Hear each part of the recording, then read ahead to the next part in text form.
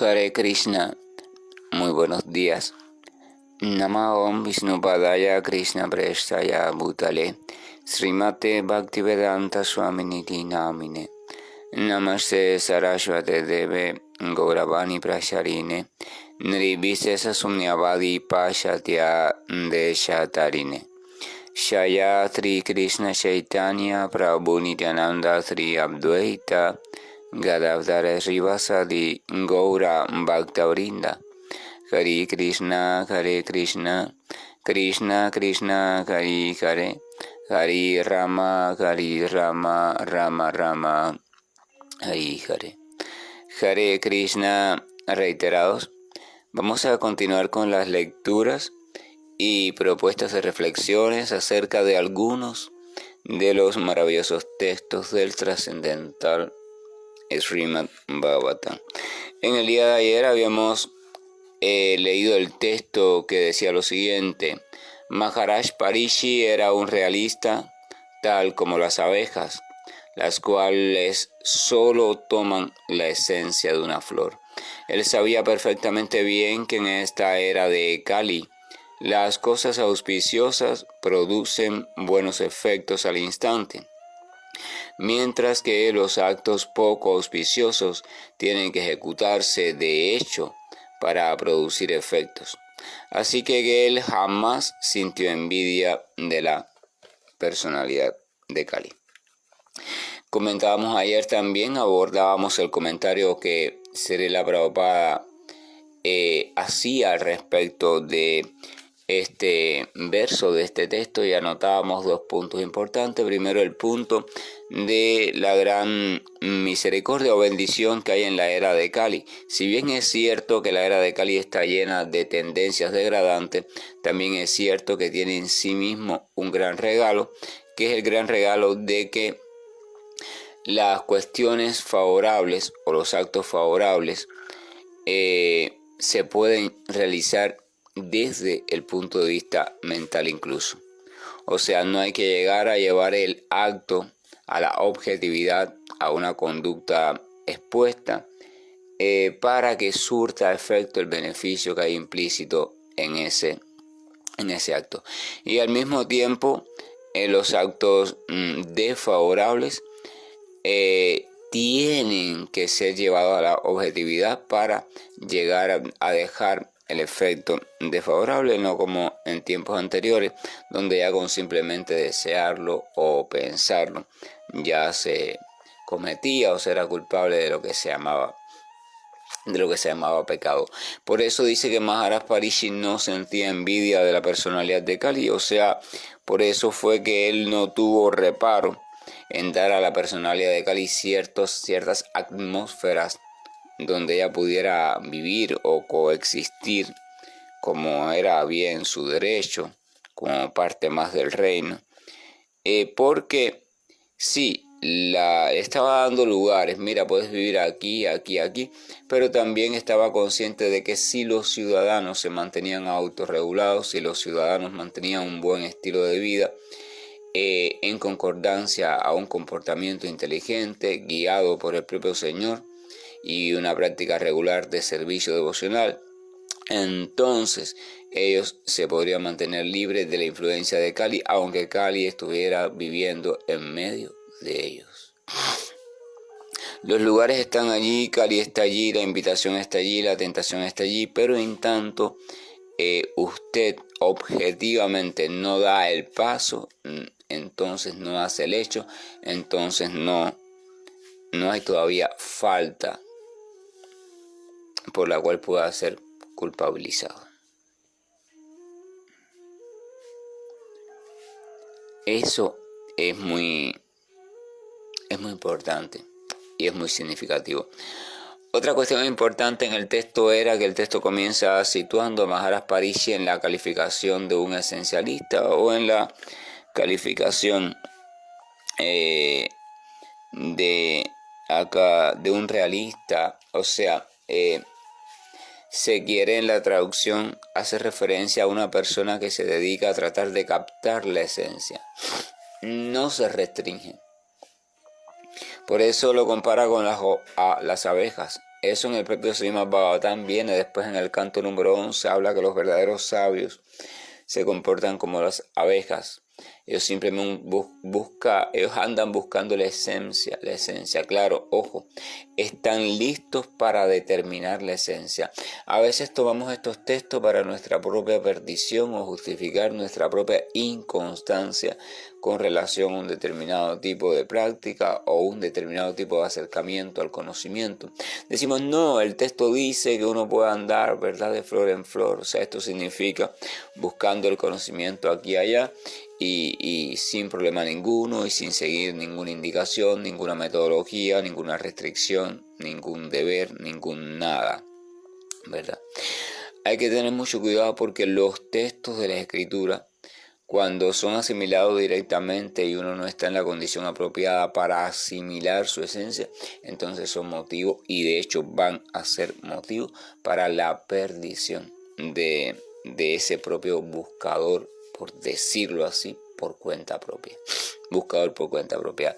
Las Escrituras en ningún momento autorizan o amparan la famosa idea de que alguien se lance por cuenta propia a la búsqueda de la autorrealización. De alguna forma tiene que aceptar una guía y esa guía, por supuesto, tiene que ser autorizada. De lo contrario, es tan complejo el laberinto de la existencia material que de seguro se va a descarriar. En un momento o en otro de seguro se va a descarriar porque va a tomar por cierto aquello que trascendentalmente no es cierto. Ahora, en el caso de la persona que ya ha alcanzado la plataforma de la inteligencia, en ese sentido de la sabiduría, que ha sido iluminado por la misericordia del Señor, entonces sí empieza a buscar, empieza a deambular por todos los lugares. No porque ya no haya encontrado, ya le encontró la plataforma estable de relación con Dios, pero ahora allí donde quiera que se hable del Señor, esa persona va a ir, va a absorber la esencia de esa dulzura, la esencia, y va a dejar allí sin prestarle atención a la forma o lo superficial o la manera en que esa esencia se manifiesta. Va a leer un texto y de ese texto toma lo dulce que hay sobre la esencia del amor por Dios, va a leer otro y lo toma igual, aunque viene expuesto de manera diferente, toma en otro. La esencia, vive de la esencia. Eso es un esencialista, eso es un realista. De Prabhupada se dice también, por ejemplo, que era un esencialista. Por eso es que Prabhupada pudo con lucidez realizar cambios pertinentes en cuanto a la tradición de la cual él provenía desde la India como Vaishnava. Toda tradición o toda metodología va a manifestarse siempre en concordancia con la cultura que la ampara. O sea, nadie de los llamados religiosos, espiritualistas, se desarrolla en medio de la nada. Todos emergen en una familia, ciertas costumbres, ciertos gustos, ciertas preferencias, ciertos rechazos. Así que de cierto modo, desde el punto de vista cultural, están condicionados desde un punto u otro. La comida que les gusta, la forma en que cocinan, están culturalmente condicionados. Entonces, cuando uno se relaciona o estudia la figura de un espiritualista o de un religioso, de un líder en este sentido, uno tiene que aprender a reconocer a los dos personajes. El personaje que deriva de lo cultural, o sea, el ser humano ese histórico cultural, y el personaje espiritual cuando está tomando protagonismo. Por ejemplo, cuando alguien muy relevante desde el punto de vista como gurú dice, a mí me gusta tal comida y se ve que prefiere tal comida, entonces se puede observar ahí muchas veces que esa comida que prefiere está también relacionada muchas veces a experiencias agradables de su infancia, de su cultura, cuestiones así. Pero cuando habla o explica de situaciones que son esenciales en la existencia, que no están amparadas ni ancladas en ninguna cultura, entonces se debe entender que no está hablando desde una cultura específica, sino que está hablando desde la comprensión de la profundidad. Esto es importante porque cuando leemos comentarios o escuchamos discursos, entonces empezamos a clasificar y a juzgar por la misma medida todo, y no debe ser así. Uno debe de estar atento a esto que está diciendo, esto que está mencionando, es un patrón cultural, eso no me interesa. Mira, esta esencia que menciono aquí, esta sí, con esta sí me quedo. Eso es un esencialista. Entonces hoy comenzamos el texto número 8, dice lo siguiente: Maharaj Parishi consideró que los hombres poco inteligentes puede que creyeren que la personalidad de Dios, que la personalidad de Kali era muy poderosa, pero aquellos que eran autocontrolados no tendrían nada que temer. El rey era tan poderoso como un tigre y cuidó de las personas tontas y negligentes. O sea, comienza diciendo que, primero, por supuesto, habla de las personas poco inteligentes y también hablan de los autocontrolados. ¿Por qué menciona a los poco inteligentes de un lado y los autocontrolados? Este poco inteligente no hace referencia al nivel académico de la persona, sino a la inteligencia que la escritura considera como correcta inteligencia. La inteligencia desde el punto de vista védico es la función que tiene o que mediante la cual la criatura ejerce la capacidad de elegir qué es lo más provechoso o auspicioso para ella. Evidentemente, lo que la criatura considera como más provechoso siempre va a estar en relación al concepto de sí misma que ella ha desarrollado, o con lo cual ella se identifica o como que se identifica, ¿verdad? Si yo me identifico como un perro, entonces el concepto de más provechoso o aquello que yo elija como más provechoso va a ser aquello que es lo más provechoso para un perro. Si yo me identifico con tal cosa, lo más así. O sea, entonces lo más provechoso va a ir cambiando. Sigue siendo en concepto lo más provechoso. Por ejemplo, usted ve a un perro comiendo un hueso, usted ve a un ave comiendo unos granos y usted ve a un gato comiendo un trozo de pescado. Ambos están comiendo la misma cosa, desde el punto de vista que están comiendo aquello que es lo más provechoso para ellos, pero sin embargo al mismo tiempo están comiendo tres cosas completamente diferentes. Comen la misma cosa porque para cada uno de ellos eso es lo más provechoso, lo más rico. Pero al mismo tiempo no están comiendo la misma cosa. Porque eso que está comiendo el perro no es lo más rico para el ave, ni es lo más rico para el gato quizá. Y lo que está comiendo el ave no es lo más rico para el perro. Sin embargo, en los tres casos están comiendo lo más rico. Esa es la mezcla y unicidad de lo relativo y lo absoluto al mismo tiempo. Ese es un ejemplo simple de cómo entender lo igual y diferente al mismo tiempo. Cómo puede darse al mismo tiempo lo igual y lo diferente. Cómo puede conciliarse. Entonces Maharaj Parishi en este caso está hablando de los poco inteligentes y de los autocontrolados. Entonces, si la inteligencia es tomada desde la escritura como la capacidad de discernir aquello que es lo más favorable, el comportamiento, la decisión más favorable, visto desde el punto de vista de la emancipación espiritual o la autorrealización, o sea, qué es lo más favorable para seguir transitando hacia mi autorrealización, en tanto se refiere al logro de resituarme en la comprensión del verdadero ser o chispa de vida que habita en lo que yo llamo ser humano, así como el vivir o desarrollar la actividad natural que forma parte como el rol fundamental de esa chispa de vida, que es la actividad de dedicarse al servicio amoroso, o sea, al servicio devocional. ¿Qué es lo más provechoso de cara a eso? ¿Qué es lo que me va a ayudar para avanzar en ese sentido? ¿Verdad? Esa es la inteligencia de la cual hablan las escrituras cuando menciona la palabra inteligencia trascendental. En este caso, cuando menciona aquí a los inteligentes, se refiere a eso.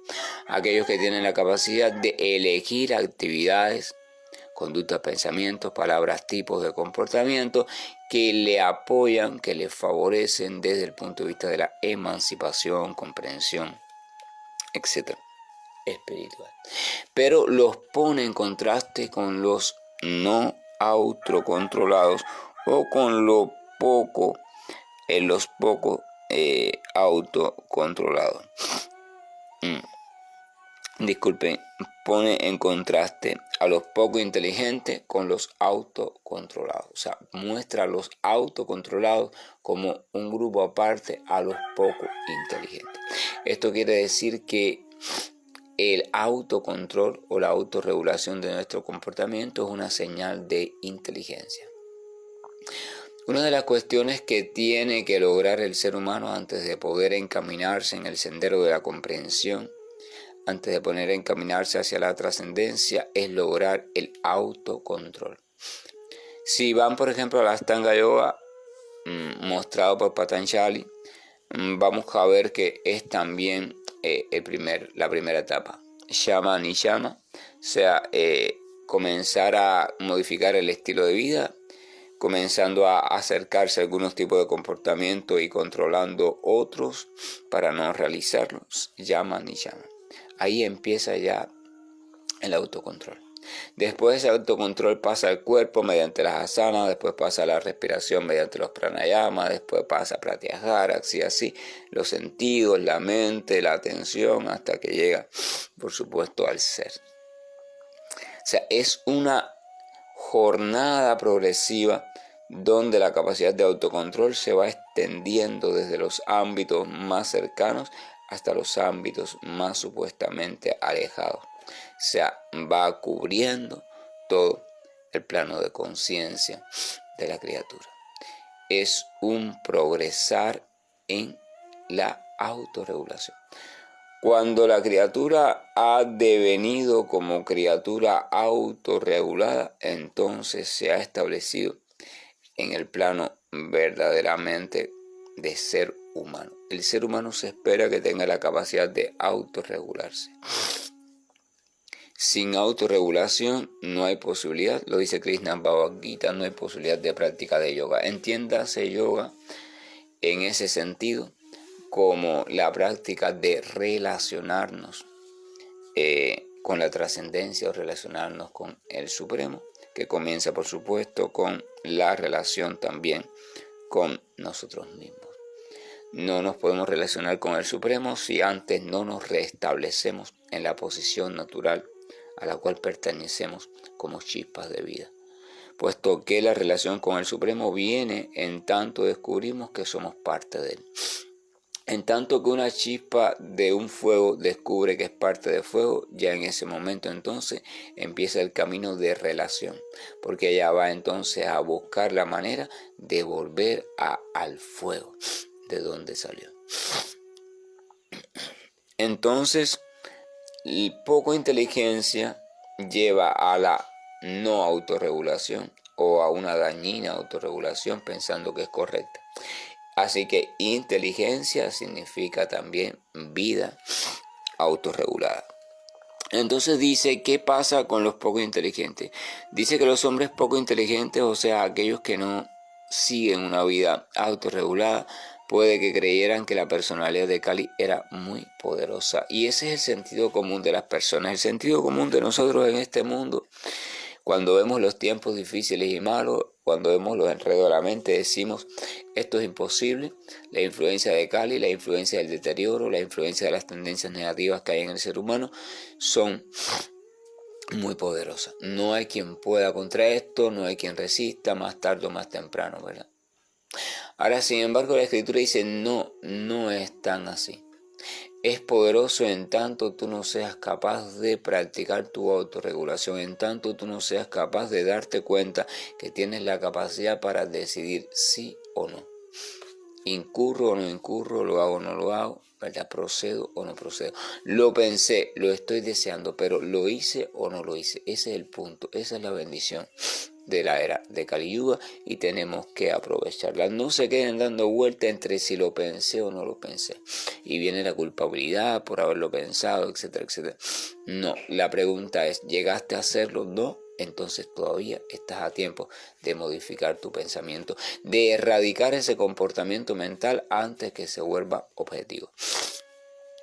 ¿Cómo erradicarlo? Ahí está la práctica. Cada camino propone un método. El método propuesto por Chaitanya Mahaprabhu como un método más simple y fácil y factible para esta era precisamente es el método de la glorificación de los santos nombres. O sea, empiezo a transformar ese comportamiento mental situando mi atención en el canto del santo nombre, en la recordación, en la repetición, etcétera, etcétera, según el nivel de progreso de cada practicante. O sea, el volver a la presencia del Señor. La cuestión está en mi mente, me está pulsando para que yo la realice, para que yo la lleve a cabo, pero yo, sin embargo, haciendo uso también de tenacidad, haciendo uso un poco de estabilidad y resistencia, buscando apoyo también en buenas compañías, etcétera, etcétera. Entonces yo me sitúo en la presencia del Señor. Yo empiezo a meditar, a reflexionar, a repetir, a cantar el nombre del Señor, me fijo, presto mi atención, me quedo con mi atención ahí en su sonido, en su pronunciación, y después poco a poco ya baja su forma, etcétera, etcétera. Y eso, en la medida que te estableces, junto por supuesto con una fe convincente de la capacidad que tiene el santo nombre para irme transformando, entonces va a ir ayudando que aquello que pulsa como un viejo procedimiento de actuación automática desde la mente se vaya opacando. No en un momento, no en un segundo, pero sí se va a ir opacando. De eso no hay duda. Pero yo tengo que poner la parte que me corresponde, que es la parte de la perseverancia regular. Tengo que ser vigilante. Cada vez que viene el incentivo a una conducta no favorable, una conducta poco inteligente, entonces tengo que refugiarme en el santo nombre. Tengo que refugiarme en el santo nombre. Tengo que refugiarme en el santo nombre. Estoy hablando en el caso de que encuentre el santo nombre como refugio, que es lo que se está proponiendo en el Rimán Bhavatán, puesto que no hay diferencia entre el santo nombre y la propia presencia del Señor. Al principio se fracasa, es la práctica, debido a que está realizándose con impureza, no es lo suficientemente estable ni fuerte, y la persona puede caer varias veces de nuevo en las mismas conductas automáticas, pero con la compañía adecuada, con la buena guía y también la misericordia del Señor y la persistencia necesaria, o sea, el deseo sincero de transformarse, se puede dar por seguro que el santo nombre irá ganando en actuación. No porque el santo nombre vaya ganando en fuerza, el santo nombre siempre tiene la misma fuerza, sino porque el practicante va ganando en estabilidad, en fe y en certeza. Ahí está la cuestión y no debemos engañarnos. El santo nombre no es que va haciéndose cada vez más fuerte. No puede hacerse más fuerte, porque el santo nombre en sí es ilimitadamente fuerte, porque él es la propia presencia del Señor en la forma de vibración. Es uno el que se va capacitando para que la fuerza del santo nombre se manifieste cada vez más en uno. Es uno el que se va transformando y no el santo nombre. Entonces dice que podemos, desde una conducta necia, desde la ignorancia, pensar, oh, qué difícil, ¿verdad? Es imposible, Kali Yuga, mira. Pero de hecho, más adelante dice que cuando empezamos a comprender el valor del autocontrol, entonces ya empieza a perderse la ansiedad. O sea, los tiempos pueden ser difíciles, las influencias, las tentaciones, etcétera, etcétera, pero mientras que yo me mantenga a los pies del Señor y mientras que yo sea capaz de ejercitar mi capacidad de autorregulación, entonces no hay nada que temer, no tengo por qué preocuparme por eso. La preocupación del devoto cuando va madurando ya no es luchar contra la tentación. De hecho, el devoto maduro comprende que la cuestión no es luchar nunca contra ninguna tentación, tampoco darle rienda suelta. La cuestión es practicar la presencia del Señor. La tentación está allí, está viniendo a la mente. Hablo de tentación a cuando un algoritmo mental, una conducta automática, un hábito que ya tengo establecido quiere manifestarse una vez más. Y yo no quiero proceder, no quiero ceder a ese intento de manifestación o esa presión de manifestación. A eso hablo de tentación. No quiero ninguna interpretación religiosa, no. Simplemente me refiero a eso en todo sentido. Cuando hay algo en mi mente, una conducta que quiere manifestarse, pero que yo estoy aprendiendo que no va a ser favorable para mí, entonces, pero al mismo tiempo ella me empuja para manifestarse, estoy sintiendo en parte el deseo y en parte no quiero ceder a ese deseo, eso es la tentación de cualquier tipo. Entonces, cuando en vez de fajarme contra ella, donde al final es un trabajo muy, muy arduo, entonces yo como devoto en mi progreso tiene que llegar a un punto donde comprenda lo siguiente: no, la cuestión no es fajarme, la cuestión no es resistir, la cuestión es dedicar mi atención, en vez de a la tentación y a la lucha contra ella, dedicarla a las cosas relacionadas con el Señor. Su nombre, su forma, los pasatiempos, lo que estoy escuchando en los amaneceres o en otro texto, lo que estoy leyendo, pero siempre relacionado con el Señor. Y empiezo a reflexionar, a meditar, a cantar sobre el Señor, relacionado al Señor. ¿Ok? Fíjense, ni apruebo ni rechazo la tentación. Eso es una trampa. Ni una cosa ni la otra, porque las dos cosas son trampa. Cambio mi atención. El ejercicio de la práctica espiritual no es más que el fortalecernos cada vez más en dirigir nuestra atención a los pies del Señor. Siempre hacer eso. Esa es la sadhana, ese es Bhakti sadhana, la sadhana del Bhakti. Por eso el escuchar es tan importante, porque el escuchar me ayuda a recoger información relacionada al Señor, que aunque en un primer momento no es vivida directamente, aún así mediante la fe se toma y se acepta. Y después tenemos más información para recordar, para reflexionar, para meditar, para fortalecer nuestra relación. Esto es importante comprenderlo. La práctica original de la entidad viviente, la práctica efectiva, consiste en colocar la atención en el Señor. Colocar la atención. Claro, desde el punto de vista objetivo, como el Señor no se encuentra en este mundo directamente, hay que buscar relaciones simbólicas entre nosotros y el Señor, nosotros como seres humanos y el Señor, desde aquello que aceptemos, que concibamos como el Señor, y vamos buscando relaciones simbólicas. Su forma, su esto. Hay personas, por ejemplo, que les resulta muy difícil quedarse en el plano mental, necesitan una representación objetiva, y por tanto para esas personas es necesario lo que se llama deidad. Una representación simbólica, una figurita, qué sé yo, que me representa al Señor, me ayuda a centrarme en la presencia del Señor. Y por tanto es necesario. Llegará un momento en que ya esa persona irá ganando fuerza en su plano mental, y allí encontrará también una representación del Señor, después en el plano intelectual, etcétera, etcétera. Pero mientras que eso sucede, necesitas. Son cuestiones muy complejas que no se pueden analizar a la ligera, pero el punto de vista es que inteligencia implica necesariamente la capacidad de autorregulación y la capacidad de autocontrol. Entonces, cuando el devoto descubre eso, el practicante descubre eso, él se ejercita en colocar su atención en el Señor.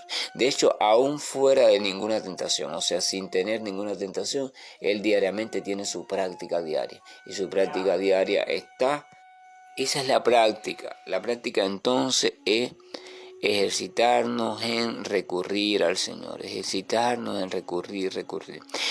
La gente comúnmente recurre a Dios cuando tiene algo que pedirle, la gente comúnmente recurre a Dios a algunos para agradecerle, pero el devoto no espera algo para agradecerle ni algo que pedirle, él no espera ningún motivo, él va creando el hábito de recurrir lo más constantemente posible a la presencia del Señor. Eso se llama conciencia de Krishna. Cuando logra estar en la presencia del Señor constantemente, esté haciendo la actividad que esté haciendo, eso se llama conciencia de Krishna. Entonces ya una vez esté en la presencia del Señor siempre, entonces no hay temor hacia nada. Hacia nada es que no hay temor hacia que algo me pueda hundir, porque no hay posibilidad. Porque si estoy en la presencia de mi Señor y esa presencia es real y mi corazón está anclado en Él de forma directa, y yo tengo establecido como estilo de vida cultivar esa relación, Entonces, claro, tengo que ser precavido. No puedo yo mismo meterme en tentaciones. Tengo que ser precavido, a no ser que sea necesario y por propia utilidad de mi relación con el Señor. Y a veces vemos a muchos devotos, grandes devotos, que por ciertas almas, por decirlo así para ser entendido, por llevar o rescatar a ciertas almas, se meten en situaciones muy criticables. Pero si esta situación está dirigido por el amor y la compasión hacia esa criatura y el deseo de mostrarle la brecha de retorno a Dios, y está también guiado su comportamiento por la cercanía al Señor, entonces es aprobable. Pero nadie debería voluntariamente meterse en esa situación pensando que está listo para hacerlo, porque podría ser un resultado desastroso o terrible. Este punto es un punto maravilloso. Entonces, autocontrol, autorregulación. Nadie puede transitar sin autorregulación, sin haberlas conseguido, hacia la verdadera comprensión. Ninguna persona que no sea autorregulada puede llegar a comprender la esencia verdadera de esto de la autorrealización y la relación con Dios. Termina diciendo: el rey era tan poderoso como un tigre y cuidó de las personas tontas y negligentes. Cuando actuamos como tontos y negligentes, aún así formamos parte de la ciudad, del pueblo del Señor. Entonces el Señor, en este caso a través del rey, cuida de los tontos y negligentes. O sea, les ayuda a encontrar un método por el cual ellos también se puedan mantener a salvo. Y el método es el mismo. Es ejercitarme en cómo recurrir de manera consciente a la presencia de Dios, Que la gracia y el amor de nuestro Señor nos acompañe y nos permita ir comprendiendo lo importante y significativo de este punto, así como también nos capacite para que vayamos desarrollando la voluntad necesaria para encaminarnos sin retroceso. Hare Krishna, buen día, y estoy finalizando la grabación. Krishna Krishna Krishna Shri Krishna Govind Hare Murari Janat Narayan Vasudeva Shri Krishna Govind